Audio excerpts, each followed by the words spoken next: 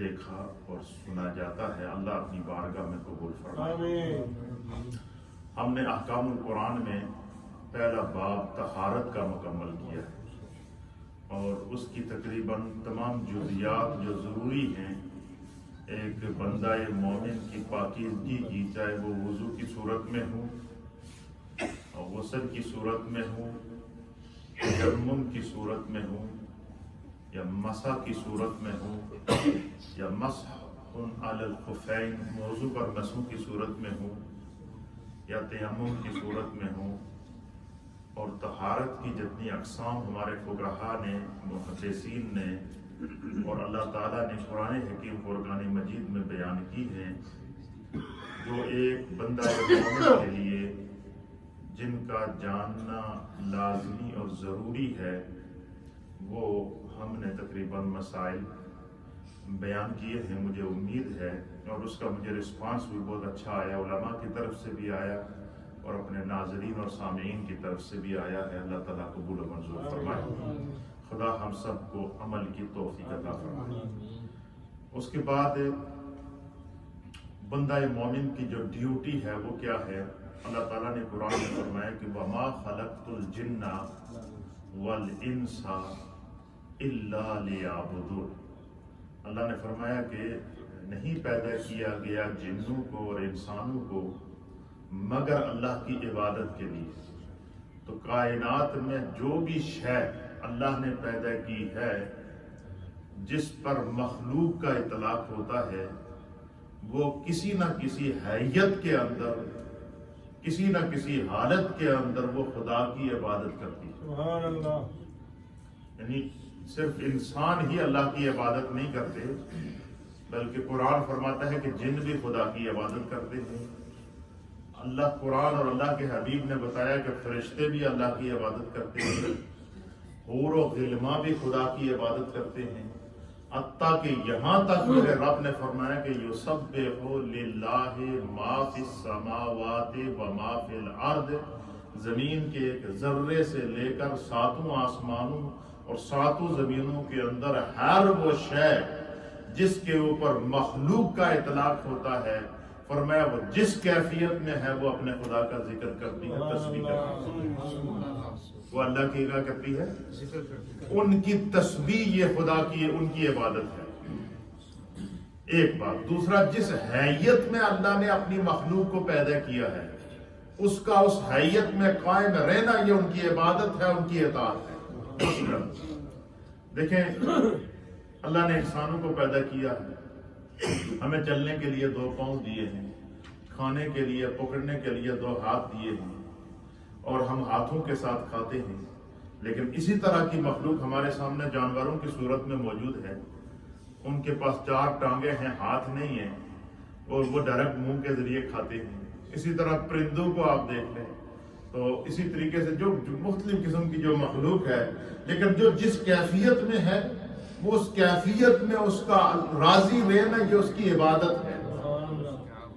یہ اللہ تعالیٰ کی تسبیح وہ کرتے ہیں، حتیٰ کہ یہاں تک ہمارے علماء اور محدثین نے لکھا ہے کہ اللہ تعالیٰ نے ہر مخلوق کی کوئی نہ کوئی کیفیت بنائی ہے۔ مثلا اللہ تعالیٰ نے یہ جو درخت پیدا کیے ہیں، کتنے یہ جو درخت ہیں آپ نے دیکھے ہوں گے جنگلوں کے اندر، ابھی بھی باہر نکلیں تو آپ کو بڑے بڑے درخت نظر آتے ہیں۔ آپ درخت پہ کبھی غور کریں تو درخت ہمیشہ کھڑا رہتا ہے۔ کیا رہتا ہے؟ درخت کا ہمیشہ کھڑا رہنا یہ اس کا قیام ہے۔ علماء اور محدثین نے لکھا ہے کہ وہ درخت کا کھڑا رہنا یہ درخت کا قیام ہے۔ اسی طریقے سے یہ جو جانور ہوتے ہیں، چوپائے جن کو کہتے ہیں، جن کے 4 پاؤں ہوتے ہیں، یہ جب کھڑے ہوتے ہیں تو یہ ہمیشہ حالت رکوع میں ہوتے ہیں۔ آپ نے کبھی غور کیا اس کے اوپر؟ ان کی حیت یہ ایسی ہے کہ یہ ہمیشہ حالت رکوع کے اندر ہوتے ہیں۔ اسی طریقے سے جو حشرات الارض ہیں، مثلا چونٹی کو آپ لے لیں، مکڑی کو آپ لے لیں، سانپ کو آپ لے لیں، وہ جانور جو زمین کے اوپر رینگ کر چلتے ہیں، ان کی حیت اللہ نے بنائی ہے کہ ہمیشہ سجدے میں رہتے ہیں۔ ان کی کیفیت سجدے کی، آپ چونٹی کو آپ نے کبھی چلتے ہوئے دیکھا؟ جس طرح ہم سجدہ کرتے ہیں اس طرح اس کیفیت میں وہ ہمیشہ رہتی ہے۔ چونٹی حالت سجدہ میں اپنے رب کی عبادت میں اپنی زندگی گزار رہی ہے، جانور حالت رکوع میں اپنے رب کی زندگی گزار رہے ہیں، اسی طریقے سے جو درخت ہیں یہ حالت قیام میں اپنے رب کی عبادت اور تسبیح کرتے ہوئے نظر آ رہے ہیں۔ لیکن اللہ تعالیٰ نے انسان کو اشرف المخلوقات پیدا کیا ہے، یہ جب عبادت کرتا ہے تو یہ قیام بھی کرتا ہے، کیوں؟ تمام مخلوقات سے اشرف ہے۔ یہ جب عبادت کرتا ہے تو یہ رکوع بھی کرتا ہے، کیوں؟ تمام مخلوق سے افضل ہے۔ یہ جب عبادت کرتا ہے تو یہ سجدہ بھی کرتا ہے، کیوں؟ تمام مخلوق سے افضل ہے۔ تو اس کو کسی ایک حالت کا پابند نہیں کیا، کیوں؟ کہ اللہ تعالیٰ نے انسان کو لَقَدْ خَلَقْنَا الْإِنسَانَ فِي أَحْسَنِ تَقْوِيمٍ، کہ اللہ تعالیٰ نے انسان کو کائنات کی تمام مخلوقات میں سے سب سے بہترین صورت میں پیدا کیا۔ اور وہ احسن تقویم کیا ہے؟ اس کی تفسیر کے اندر محدثین اور مفسرین نے لکھا ہے کہ اس کا معنی یہ ہے کہ اللہ تعالیٰ نے انسان کو اپنی صورت پر پیدا فرمایا۔ اللہ تعالیٰ نے انسان کو کیا کیا ہے؟ آپ ذرا اندازہ لگائیں نا، اگر اللہ تعالیٰ انسان کو جانوروں کی طرح بنا لیتا تو ہم رینگتے ہی رہتے زمین کے اوپر، کسی کیڑے کی طرح بنا لیتا تو ہم اسی طرح رینگتے ہی رہتے، چونٹی کی طرح ہمارا جسم ہوتا تو ہم ایسے ہی چلتے رہتے۔ لیکن ہم جب نماز کرتے ہیں تو قیام بھی ہوتا ہے، نماز میں جاتے ہیں تو رکوع بھی ہوتا ہے، نماز میں جاتے ہیں تو سجدے میں بھی جاتے ہیں۔ اور وجہ کیا ہے کہ انسان جب حالت نماز میں ہوتا ہے تو اللہ کی ساری مخلوق کی طرف سے وہ شکر ادا کرتا ہے کہ مالک و مولا تو نے مجھے اشرف المخلوقات پیدا کیا ہے کہ میں قیام بھی اپنی مرضی سے کرتا ہوں، رکوع بھی اپنی مرضی سے کرتا ہوں، سجدہ بھی اپنی مرضی سے کرتا ہوں۔ تو یہ اشرف المخلوقات ہونے میں انسان کے اندر یہ خاص وصف ہیں، خصوصیات ہیں جو اللہ تعالیٰ نے انسان کو عطا کی ہیں۔ پھر اسی طریقے سے جب ہم سجدہ کرتے ہیں اور نماز پڑھتے ہیں تو نماز کے اندر آپ کبھی اپنے جسم پر غور کریں کہ جسم کا ہر عضو اللہ کی عبادت کرتا ہے۔ جب قیام کریں آپ سیدھے کھڑے ہیں، سر کے بالوں سے لے کر پاؤں تک بندہ بالکل سٹیٹ وے کھڑا ہے، اپنے رب کی بارگاہ میں اپنے پورے جسم کو حاضر کر کے کھڑا ہے۔ اسی طریقے سے جب ہم پڑھتے ہیں تو ہماری زبان حرکت کرتی ہے، زبان بھی عبادت کرتی ہے۔ اس دوران جو ہم سانس لیتے ہیں وہ سانس بھی عبادت کرتا ہے۔ اس دوران جو ہمیں روحانی تسکین ملتی ہے، ہماری روح بھی عبادت کرتی ہے۔ اس دوران انسان کو جو ہے وہ کے اوپر ایسی کیفیت طاری ہوتی ہے، یہاں تک کہ علماء اور محدثین نے لکھا ہے کہ جب امام علامہ جلال الدین رومی رحمۃ اللہ تعالی علیہ جنہوں نے مثنوی شریف لکھی ہے، انہوں نے مثنوی کے شروع میں نماز کے باب کے اوپر کچھ اشعار لکھے اور انہوں نے ایک بڑی مزیدار بات لکھی ہے، اور اس کے اوپر وہ ایک احادیث کا خلاصے کا لے کر آئے۔ آپ فرماتے ہیں کہ جب امام مسجد میں نماز کے لیے مصلی پر کھڑا ہوتا ہے تو اس کی مثال یہ ہوتی ہے، امام کی مثال یہ ہوتی ہے، انہوں نے مثال دی کہ جس طرح رات جب چھٹتی ہے اور صبح ہوتی ہے تو سورج نکلتا ہے، کیا کرتا ہے؟ فرمایا کہ جب سورج نکلتا ہے تو سورج سے کرنیں نکلتی ہیں، اور وہ سورج کی کرنیں مشرق کو بھی روشن کرتی ہیں، مغرب کو بھی روشن کرتی ہیں، سمندروں کو بھی روشن کرتی ہیں، خشکیوں کو بھی روشن کرتی ہیں، زمین کو بھی روشن کرتی ہیں، فضا کو بھی روشن کرتی ہیں، آسمان کو بھی روشن کرتی ہیں۔ یا آپ نے کبھی محسوس کیا کہ سورج کی روشنی یکساں پھیلتی ہے؟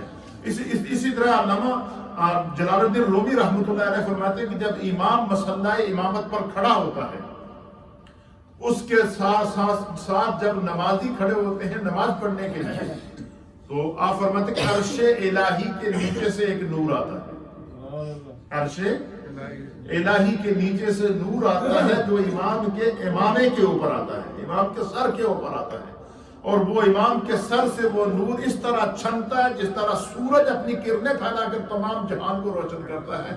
اس طریقے سے امام کے پیچھے پڑھنے والے جو نمازی ہوتے ہیں ان تک جو ہے وہ نور جو ہے وہ عرش الہی سے نور امام کے سر سے ہوتا ہوا اس طرح پھیلتا ہے جیسے سورج کرنے پھیلاتا ہے. تو اس مسجد کے اندر، اس اجتماع کے اندر، اس میدان کے اندر جتنے نمازی ہوتے ہیں ان تمام کے سینوں کو، ان کی روح کو وہ نور روشن کرتا ہے. اور جب اس کا اثر انسان کے اوپر ہوتا ہے تو پھر کیا ہوتا ہے؟ ان الصلاۃ تنہی عن الفحشاء والمنکر. پھر انسان جو ہے وہ گناہ بھی چھوڑ دیتا ہے، بے حیائی کی باتیں بھی چھوڑ دیتا ہے، اور پھر اپنے رب کی عبادت کا ایسا عادی ہو جاتا ہے. پھر اللہ فرماتا ہے پھر کیا ہوتا ہے؟ سیماہم فی وجوہہم. پھر جو ہے وہ ان کے چہروں کے اوپر ان کا کیا ہو جاتا ہے؟ اس کے اثرات ظاہر ہو جاتے ہیں. ان کی پیشانیاں کیا ہو جاتی ہیں؟ ان کی پیشانیوں سے من اثر السجود، ان کی پیشانیوں سے وہ نمازوں کا نور اللہ تعالیٰ ظاہر کر دیتا ہے. اس لیے فرمایا کہ جب نماز پڑھی جائے تو کوشش کی جائے کہ نماز کو جماعت کے ساتھ ادا کیا جائے. یہ تو تمہیدی گفتگو میں نے کی ہے، لیکن آج ہم آغاز کس سے کریں گے؟ آذان سے. نماز سننے سے پہلے ہم پہلے کیا سنتے ہیں؟ آذان. اور آذان، یہ جب آذان مشروع ہوئی ہے، نماز اللہ نے فرض کی ہے مکے کے اندر جس وقت نبی پاک صلی اللہ تعالیٰ علیہ وسلم معراج کر کے آئے. شب معراج کو آئے تو آپ نماز کا تحفہ امت کے لیے لے کر آئے، اور اللہ تعالیٰ نے پھر نبی پاک صلی اللہ علیہ وسلم پر 5 نمازیں کیا کر دی؟ فرض کر دی. اب اعلان نبوت کیا شروع کے اندر، ابتدائی اسلام کے اندر، تو کفار جان کے دشمن ہو گئے. پھر ہجرت کا حکم ہوا. تو ہجرت کے پہلے سال جب مدینہ طیبہ میں میرے آقا علیہ الصلوۃ والسلام تشریف لے گئے، مہاجرین اور انصار صحابہ وہاں جمع ہوتے رہے، وقت کے پر آ کر نماز پڑھتے تھے. تو ایک دن صحابہ اکرام بیٹھے ہوئے تھے کہ ہمیں کس طرح پتہ چلے کہ نماز کا ٹائم ہو. اللہ تعالیٰ صحابہ اکرام کی قبروں پر کروڑوں رحمتیں نازل کی. ان کے ذہن میں کوئی سوال آتا تھا تو اللہ کی طرف سے اور اللہ کے رسول کی طرف سے اس کا حل آ جاتا تھا. یہ صحابہ بیٹھے کہ بھائی نماز کا زور کا وقت ہو جاتا ہے، فجر کا وقت ہو جاتا ہے، تو وہ پھر اسی وقت کے مطابق آتے تھے. لیکن ہمیں بعض لوگ مصروف ہوتے ہیں، کاموں میں مصروف ہوتے ہیں، تو ان کو کیسے پتہ چلے گا کہ نماز کا وقت ہو جائے؟ یہ آپس میں وہ چہم و گوئی کر رہے تھے، سوچ رہے تھے.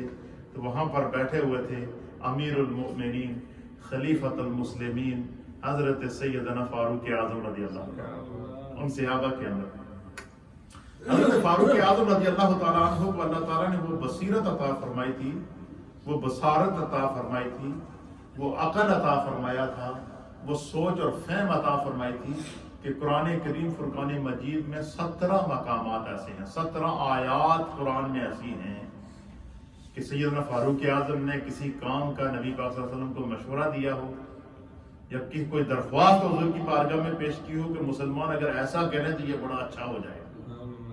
تو اللہ تعالیٰ نے فاروق اعظم کی رائے کو من و عن وحی کا لبادہ پہنا کر اس کو جو ہے وہ وحی کے ذریعے قرآن بنا کر نازل کر دیا. ان احکام کو قرآن کی صورت میں، احکام القرآن کی صورت میں اللہ تعالیٰ نے کیا کر دیا؟ نازل کر دیا. مثلا جب صحابہ اکرام آتے تھے اور سرکار دو عالم صلی اللہ علیہ وسلم سے گفتگو کرتے تھے تو سیدنا فاروق اعظم رضی اللہ تعالیٰ عنہ نے عرض کیا کہ یا رسول اللہ، دور دراز سے لوگ آتے ہیں، دیہاتوں سے آتے ہیں، آداب نبوت سے واقف نہیں ہوتے، تازہ کئی لوگ اسلام لائے ہیں، تو سامنے ازواج مطہرات اور امہات المؤمنین ہوتی ہیں، تو کیا ہی اچھا ہو کہ اگر جہاں وہ آپ کی حرم میں رہنے والی خواتین جب باہر سے کوئی آئے تو وہ پردہ کر لیا کرے، تاکہ کسی غیر محرم کی نبی پاک کی حرم کے اوپر نظر نہ پڑے. یہ کیا یہ اپنی طرف سے انہوں نے ایک مشورہ دیا. اللہ تعالیٰ نے جو پردے کے احکام میں حضرت فاروق اعظم کے ان الفاظ کو من و عن نازل فرما دیا. اسی طریقے سے صحابہ اکرام بیٹھے ہوئے تھے کہ یار ہم جمع تو ہو جاتے ہیں لیکن بسا اوقات پتہ ہی نہیں چلتا کہ نماز کا ٹائم آیا یا کہ نہیں. یہ آپس میں کیا کر رہے تھے؟ باتیں کر رہے تھے. سرکار وہاں موجود نہیں تھی، فاروق اعظم موجود تھے. سیدنا فاروق اعظم رضی اللہ تعالیٰ عنہ نے فرمایا یہ مسئلہ تو ٹھیک ہے. اس کی وجہ یہ ہے کہ انہوں نے کہا کہ جب یہ جو ہے وہ عیسائی جو ہے وہ جب چرچ کے اندر اپنے لوگوں کو بلاتے ہیں تو وہ ناقوس بجاتے ہیں. کیا کرتے ہیں؟ ناقوس بجاتے ہیں. اسی طرح یہودیوں نے جو ایک بہت سینگ رکھا ہوتا تھا، جانور کا جس طرح سینگ ہوتا ہے اس طرح کا وہ اس سے وہ باجا سا بجاتے تھے تو وہ جمع ہو جاتے تھے. ان کے ہفتے میں ایک دن کی عبادت کا دن ہو جاتا تھا. تو حضرت فاروق اعظم نے پھر اسی طریقے سے جو وہ بعد جو ہے وہ گھنٹیاں بجاتے تھے، بیل کرتے تھے، مارتے تھے کسی پتھر کے اوپر کہ لکڑی کے ڈنڈے کے ساتھ، یا ڈنڈے پہ ڈنڈا مارتے تھے تو آواز آتی تھی تو وہ لوگ جا کے چرچوں میں عبادت کرتے تھے۔ تو سیدنا فاروق اعظم رضی اللہ تعالیٰ عنہ نے صحابہ سے کہا کہ یار بات تم لوگوں کا جو سوال ہے وہ ہے بڑا اچھا ہے، لیکن ہم تو نہ تو عیسائیوں کی نقل کر سکتے ہیں نہ یہودیوں کی نقل کر سکتے ہیں، لہذا میرے ذہن میں یہ چیز آ رہی ہے کہ جب نماز کا وقت ہو تو ہم میں سے کوئی ساتھی اونچے پہاڑ پر کھڑا ہو کر اعلان کر دیا، کیا کر دیا کرے؟ اعلان کر دیا کرے۔ تو اب یہ بات جب نبی علیہ الصلوۃ والسلام تک پہنچی، اسی طریقے سے نبی علیہ الصلوۃ والسلام کے ایک صحابی تھے جن کا نام تھا حضرت عبداللہ بن زید۔ یہ دن کو صحابہ کرام کی آپس میں کیا ہوئی بات، یہ رائے کس نے دی؟ حضرت فاروق اعظم نے۔ تو جب رات یہ دن کو یہ آپس میں بات چیت کر کے نمازیں پڑھ کے گھروں پہ چلے گئے، رات کو خواب میں حضرت عبداللہ بن زید رضی اللہ تعالیٰ عنہ کو ایک خواب آیا، اور ایک خواب حضرت فاروق اعظم رضی اللہ تعالیٰ عنہ۔ حضرت فاروق اعظم رضی اللہ تعالیٰ عنہ اور حضرت عبداللہ بن زید کہتے ہیں کہ میں نے رات کو خواب دیکھا کہ جو ہے کھلا میدان ہے، آسمان سے ایک فرشتہ اترا، اور اس نے جو وہ قبلے کی طرف رخ کر کے دونوں ہاتھوں کو بلند کر کے اس نے صدا دی، آذان دی، اور وہ آذان اس نے میرے سامنے دی، اور میں نے وہ آذان سنی ہے، اور وہ کلمات مجھے ابھی بھی یاد ہے۔ اسی طریقے سے اسی رات کو سیدنا فاروق اعظم کو خواب آیا کہ آسمان سے ایک نورانی شخصیت اترتی ہے، اور آسمان سے زمین تک نور ہے، اور وہ میرے سامنے کھڑا ہو کر آذان دیتا ہے اور اس کے کلمات کو دہراتا ہے۔ تو حضرت عبداللہ بن زید جیسے ہی صبح اٹھے نا، سیدھا سرکار دو عالم صلی اللہ علیہ وسلم کی بارگاہ میں گئے اور عرض کیا، یا رسول اللہ صلی اللہ تعالیٰ علیہ وآلہ وسلم، آج رات کو میں نے یہ خواب دیکھا۔ اب دیکھیں نیک لوگوں کے خواب بھی کتنے بڑی بابرکت ہوتے ہیں۔ حضرت عبداللہ بن زید نے کیا کہا کہ فاروق اعظم ادھر سے اٹھے تو وہ بھی چل پڑے کہ میں سرکار دو عالم صلی اللہ علیہ وسلم کی بارگاہ میں آ کر کیا کہوں، میں اپنا خواب سناؤں۔ تو فاروق اعظم خواب سنانے کے لیے آ رہے ہیں، لیکن حضرت عبداللہ بن زید پہلے پہنچ گئے۔ آپ جب پہلے پہنچے تو آپ نے عرض کیا، یا رسول اللہ میں نے رات کو یہ خواب دیکھا۔ حضور نے فرمایا کہ وہ کیا کلمات تھے جو تو نے سنے ہیں، جو نورانی شخصیت نے تیرے سامنے دہرائے ہیں؟ انہوں نے یہ آذان کے کلمات کہ اللہ اکبر اللہ اکبر اللہ اکبر اللہ اکبر، اشہد ان لا الہ الا اللہ، اشہد ان لا الہ الا اللہ، اشہد ان محمد رسول اللہ، اشہد ان محمد رسول اللہ، حی علی الصلاۃ حی علی الصلاۃ حی علی الفلاح حی علی الفلاح، اللہ اکبر لا الہ الا اللہ۔ انہوں نے کہا یا رسول اللہ یہ کلمات آپ کو میرے سامنے اور میرے ذہن اور دماغ کے اندر وہ نقش ہو گئے۔ حضور علیہ الصلوۃ والسلام نے فرمایا کہ تمہیں مبارک ہو، یہ اللہ کی طرف سے فرشتہ تھا جو تمہیں آذان کے اور احکام سکھا گیا ہے، لہذا بلال کو بلاؤ اور یہ کلمات جو تم نے مجھے سنائے ہیں یہ بلال کو سناؤ، اور پھر بلال کو ایک ایک کلمہ بتاتے جاؤ، اور بلال اونچے ٹیلے پر کھڑے ہو کر وہ اس طرح کی کلمات کو دہراتا جائے۔ جیسے ہی حضرت بلال کھڑے ہوئے، حضرت عبداللہ بن زید ان کو بتاتے ہیں کہ تم اللہ اکبر کو۔ یہ ہجرت کے بعد ہجرت کے پہلے سال آذان شروع ہوئی، اور اس کا پس منظر یہ ہے، بحیثیت مسلمان ہمیں پتہ ہونا چاہیے۔ کل آپ سے کوئی کافر، کوئی عیسائی، کوئی کرسچن، کوئی یہودی، کوئی کسی بھی دوسرے مذہب کا بندہ سوال کر سکتا ہے کہ یہ جو تم نماز کے لیے آذان دیتے ہو یہ کیوں دیتے ہو؟ تو اس کا پس منظر بحیثیت مسلمان ہمیں معلوم ہونا چاہیے۔ تو جیسے ہی حضرت عبداللہ بن زید حضرت بلال کو بتاتے کہ اللہ اکبر، تو حضرت بلال کو اللہ تعالیٰ نے آواز ایسی دی تھی کہ جب وہ پہاڑی پہ کھڑے ہو کر آواز دیتے تھے نا، اور کوئی بھی سرکار دو عالم صلی اللہ علیہ وسلم کے پاس صحابہ کو کسی محفل کے لیے، کسی مجلس کے لیے، کسی مہم کے لیے، کسی جہاد کے لیے بلانا ہو تو حضرت بلال کی ڈیوٹی ہوتی تھی کہ وہ مسجد نبوی کے سامنے پہاڑ پر کھڑے ہو کر اعلان کرتے تھے، تو دور دراز لوگ سن کر وہ کیا کرتے ہیں، حضرت بلال جیسے ہی کھڑے ہوئے تو حضرت عبداللہ بن زید ان کو بتا رہے ہیں، اور بلال نے بلند آواز سے شروع کر دیا اذان، اللہ اکبر اللہ اکبر۔ یہ آواز اذان کی آواز حضرت بلال کی جیسے ہی حضرت فاروق اعظم کے کان میں پڑی نا، گھر میں بیٹھے تھے بھاگنا شروع ہو گیا، یعنی یہی آواز، یہی کلمات، یہی آزان تو رات کو میں نے خواب میں سنی تھی۔ وہ سیدھا سرکار دو عالم صلی اللہ تعالیٰ علیہ وآلہ وسلم کی بارگاہ میں آئے تو حضور علی نبینا علیہ السلام سے فرمایا کہ یا رسول اللہ رات کو بے عین ہی میں نے یہ خواب دیکھا ہے۔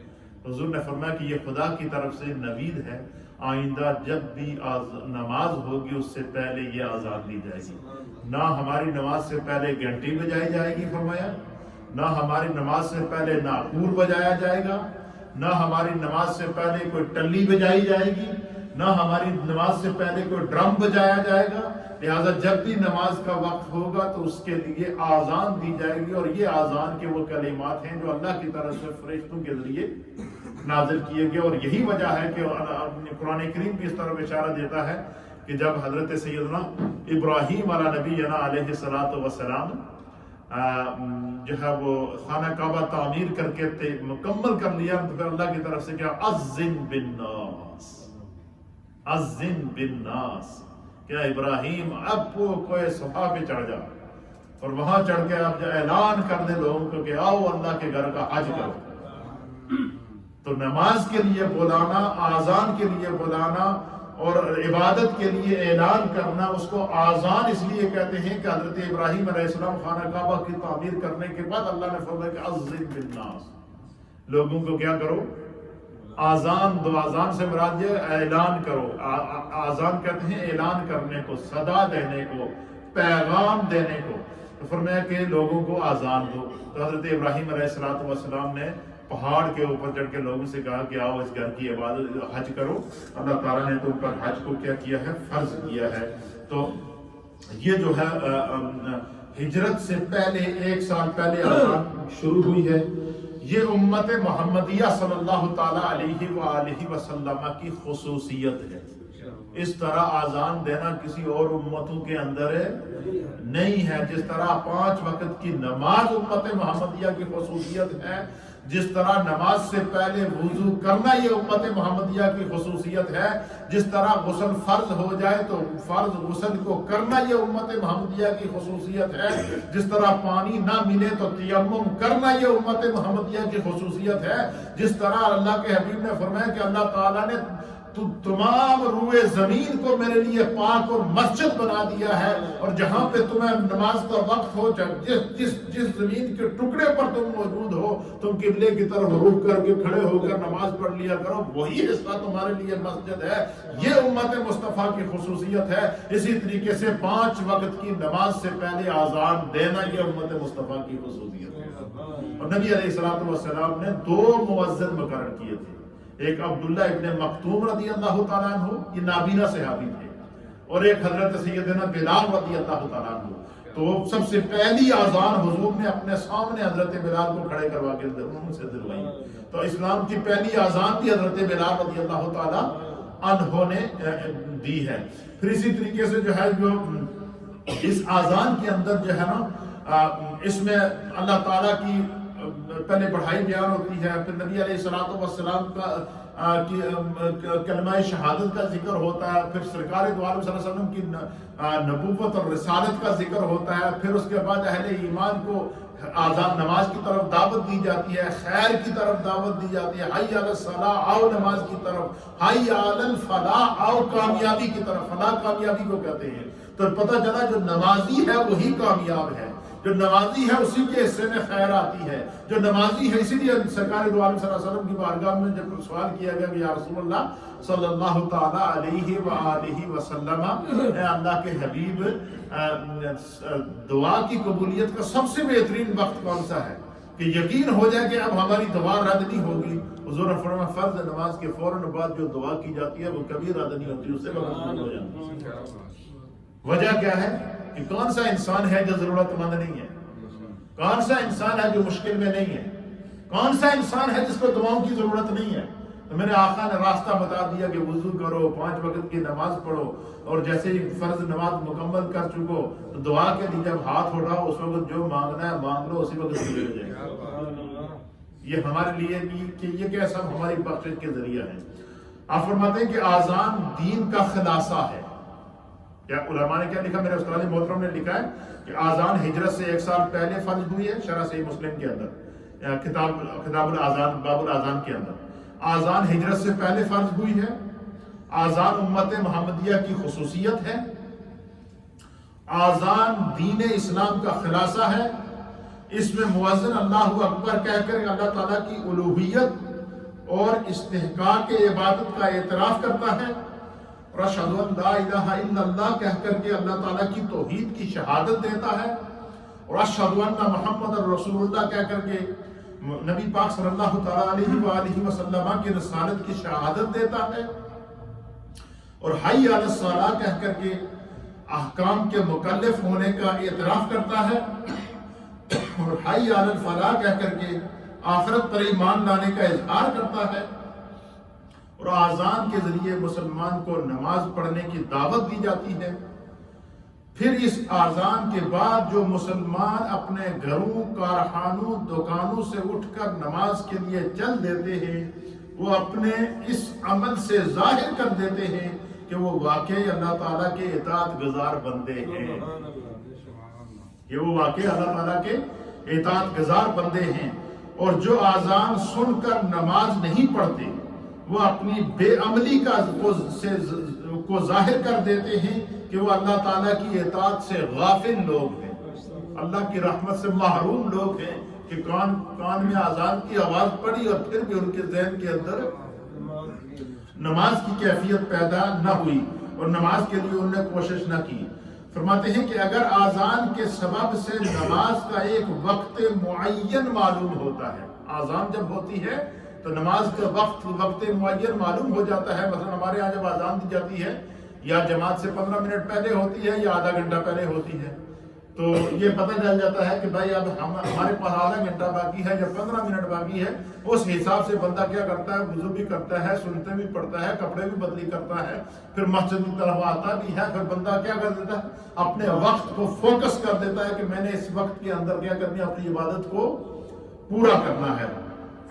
پھر آپ فرماتے ہیں کہ ہر شخص کو آزادی ہوتی ہے کہ جس وقت چاہے نماز پڑھے اور جس وقت چاہے نماز نہ پڑھے. تو مسلم معاشرے میں اللہ تعالیٰ کے فرما بردار اور غیر فرما بردار افراد کا فرق آذان کے ذریعے معلوم ہو جاتا ہے. یعنی اتنی بڑی اہمیت ہے آذان کی دین کے اندر, اسلام کے اندر. معاشرے کے نااہل افراد کی اصلاح کا ذریعہ بھی آذان ہی بنتی ہے. مثلاً بعض جڑے بے نمازی لوگ ہوتے ہیں, یہ اللہ کا شکر ہے کہ اتنے گھروں میں ریڈیو لگے ہیں. کچھ لوگ ایسے ہوتے ہیں کہ آذان سن کے بھی گھر میں پڑے رہتے ہیں. ممکن ہے کہ کوئی خامد بے نمازی ہو تو اس کی بیوی نمازی ہو, یا اس کے والدین نمازی ہو تو بیٹا بے نمازی ہو. جس وقت آذان دی آواز تو کہیں کچھ تے شرم کر جا, آذان دی آواز پڑے کان میں پہ جا کے نماز پڑھ کے ایک کروں کوئی نہ کوئی کیا دینا ہے کہ آذان ہو گئی, جاؤ مسجد بابا ٹائم ہو گیا نے. تو بندہ اگر سستی کرے پھر بھی وہ کہتا ہے یار بار بار گھر والے کہہ رہے آپ مولوی صاحب نے بھی آذان دے دیتے, انہوں نے بھی بلا دیتا تھا, ہوں میں نے جانا چاہیے نہ پڑھ دیا وہی بندہ کدے کدے پڑھ لیتا ہے. اس واسطے یہ آذان کی یہ پھر فرماتے ہیں کہ روز مرہ کی 5 نمازوں اور جمعوں کے لیے آذان دینا یہ سنت مؤکدہ ہے. یہ کیا ہے؟ سنت مؤکدہ ہے. اور اگر کسی شہر کے عام لوگ آذان دینا ترک کر دیں تو امام محمد رحمۃ اللہ علیہ نے فرمایا ایک شہر کے اندر کہیں بھی آذان نہ ہو, سارے ہی جناب غافل لوگ ہوں. امام محمد نے کہا کہ ان لوگوں کو کٹو, ان سے جھگڑا کرو, ان کو سزا دو. وہ ایسے بھی اللہ کی رحمت سے محروم لوگ ہیں. پھر حضور علیہ الصلوۃ والسلام نے فرمایا کہ جس وقت آذان ہوتی ہے تو شیطان بھاگتا ہے. وہ شیطان جو انسان کو نیکی سے روکتا ہے, نماز سے روکتا ہے, اس وقت کیا کرتا ہے؟ بھاگتا ہے. اتنا بھاگتا ہے, یہاں تک بھاگتا ہے کہ جہاں تک آذان کی آواز نہ آئے. اور جب بندہ آذان سن کر نماز کے لیے اٹھ جائے تو شیطان اپنے سر پر مٹی ڈالتا ہے کہ اللہ میرا تو کام نہیں بنے, میری ساری محنت ضائع ہو گئی جو میں اس کو نیکی سے روکتا ہوں. تو یہ دیکھیں آذان کی بظاہر تو ہم سنتے ہیں آذان اس کو اہمیت نہیں دیتے, لیکن آذان ایک پورے فلسفے کا نام ہے. پھر آگے فرماتے ہیں کہ ایک مسلمان گفتگو میں, خرید و فروخت میں, دفتر میں, کارخانے میں یا گھر کے کاموں میں مشغول اور منہمک ہو جیسے ہی آزان کی آواز آئے تو سب کچھ چھوڑ کر خاموشی سے آزان سننے لگتے ہیں، اور اس سے یہ ظاہر ہوتا ہے کہ یہ اللہ تعالیٰ کے عبادت گزار بندے ہیں۔ اس کی آزان کے اوپر اور بہت ساری اہم فقہاء نے بحث کی ہے، میں چاہوں گا کہ کل بھی اس کے اوپر گفتگو کی جائے تاکہ آزان کا باب مکمل ہو کر پھر ہم نماز کی طرف آئیں گے تو ہمارا ذوق کیا ہوگا، بڑھے گا۔ اللہ ہمیں دین سمجھنے کی توفیق دے۔ ایک دفعہ سورہ فاتحہ شریف فتیل کا سورہ اخلاص محمد صلی اللہ علیہ وسلم۔